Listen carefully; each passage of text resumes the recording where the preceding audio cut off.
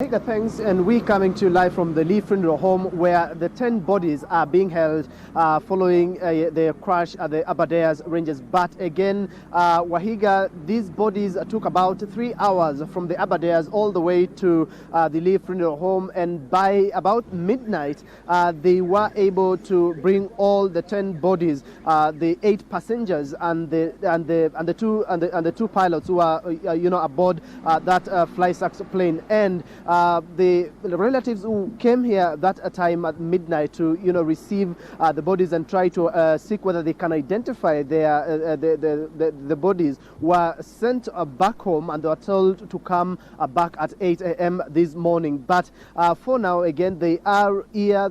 Some of the family members are trickling into the Lee Funeral Home, and so far we've not gotten an opportunity to speak to the doctors and all those who are handling the identification process. But what we are told is any moment from now the bodies will be identified. And remember, the identification would entail a lot of processes in terms of even the testings that might be done. But that, of course, shortly Wahiga will be able to know whether they have identified and how many bodies have been identified. But inside the Lee Funeral Home, because we have been kept at bay inside the Lee Funeral Home, those are the family members of the deceased who died in that plane, and they are just trying to wait and see whether they can receive more information on the identification process. Stephen Letoo. Of course, they are checking the belongings of those. No, go ahead. Wahiga. Go ahead, Stephen Letoo. Sorry for that.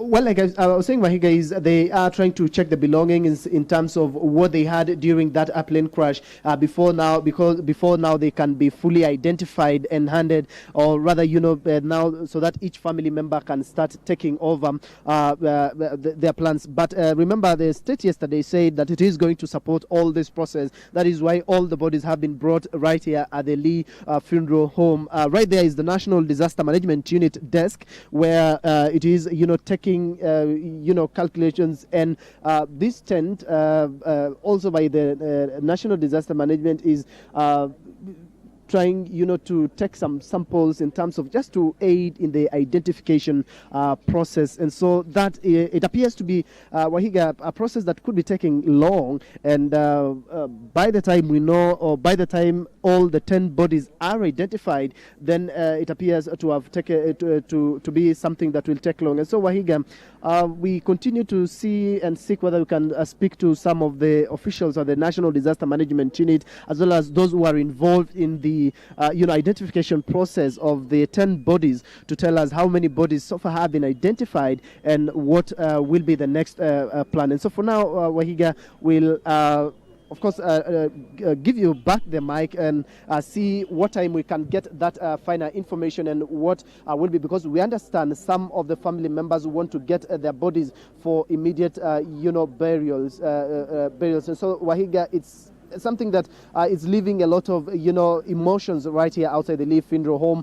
And of course, as and when we get the details of the bodies that have been identified, Wahiga will of course let you know and brief all our viewers on the latest from the Lee Funeral Home. Wahiga. Stephen Letoo, just a quick one. So that National Disaster Management desk that's been set up, is it to take samples of family members so that they can, in a sense, compare with the bodies that are within the premises, or do you know exactly why they are taking samples, if that's not the reason?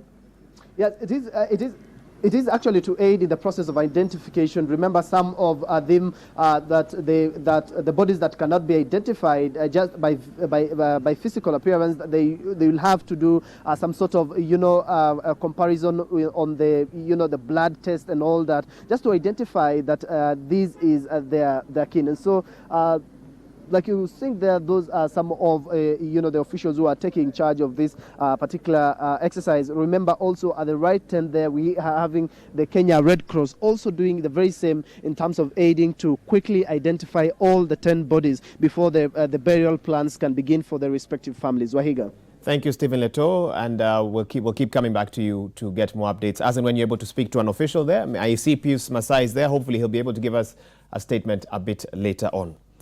And once again, our condolences to the family and friends of those who lost their lives in this very, very tragic incident, the ill-fated aircraft that crashed into the Aberdare ranges. Now, before we carry on with the discussion in studio about disaster management,